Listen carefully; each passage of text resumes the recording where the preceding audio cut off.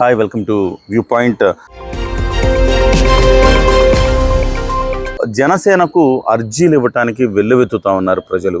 ప్రతిరోజు జనసేన కేంద్ర కార్యాలయం ముందు మంగళగిరి వద్ద అనేక మంది వస్తున్నారు. కాకపోతే వాళ్లను ఆ అర్జీలు స్వీకరించి వాళ్ళ సమస్యలు పరిష్కరించడానికి కావలసిన ఒక యంత్రాంగాన్ని ఏర్పాటు చేయలేదు ఇంతవరకు. దానికి సంబంధించి తాజాగా ఒక ఆదేశాలు పవన్ కళ్యాణ్ గారు జారీ చేశారు. సో మొన్నటి వరకు అయితే పవన్ కళ్యాణ్ గారు వీలున్నప్పుడల్లా అర్జీలను స్వీకరించారు. కానీ ప్రతిరోజు ఆయన తీసుకోవడం అనేది సాధ్యం కాదు. అలాగే కొంతమంది జనసేన పార్టీకి సంబంధించిన సిబ్బంది కూడా తీసుకుంటున్నారు.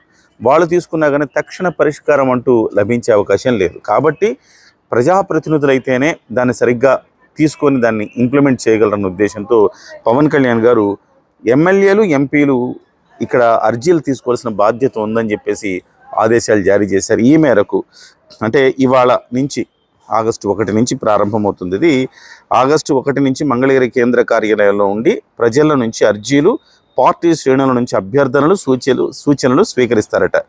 పార్టీ ఎంపీలు, ఎమ్మెల్యేలు ప్రతి నెల కనీసం 2 రోజుల పాటు పార్టీ కేంద్ర కార్యాలయంలో ప్రజలకు అందుబాటులో ఉండాలని, వారు చెప్పే సమస్యలు, వారు ఎదుర్కొనే ఇబ్బందులు తెలుసుకోవాలని పార్టీ అధ్యక్షుడు పవన్ కళ్యాణ్ గారు స్పష్టం చేశారు.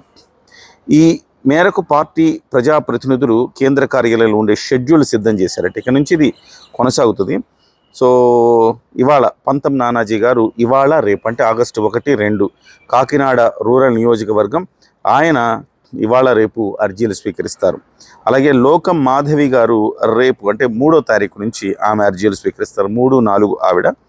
చెన్నుపోయిన వంశీకృష్ణ యాదవ్ విశాఖపట్నం సౌత్ ఎమ్మెల్యే ఈయన 5, 6 తారీఖుల్లో తీసుకుంటారు. తర్వాత కొనతాల రామకృష్ణ, సుందరపు విజయ్ కుమార్, పంచకర్ల రమేష్ బాబు, అలాగే నిమ్మక జయకృష్ణ, గిడ్డి సత్యనారాయణ, దేవ వరప్రసాద్, బత్తుల బలరామకృష్ణ, కందుల దుర్గేషు, బొమ్మిడి నాయకరు, బొలిశెట్టి శ్రీనివాసు, అలాగే చిర్రి బాలరాజు, పులపర్తి రామాంజనేయులు, పచ్చమట్ల ధర్మరాజు, మండలి బుద్ధప్రసాద్, ఆరణి శ్రీనివాసులు, అరవ శ్రీధర్, తంగెళ్ల ఉదయ శ్రీనివాసు సెప్టెంబర్ 8 అలాగే సెప్టెంబర్ 9, వల్లభనేని బాలశౌరి గారు సెప్టెంబర్ 10 అండ్ 11.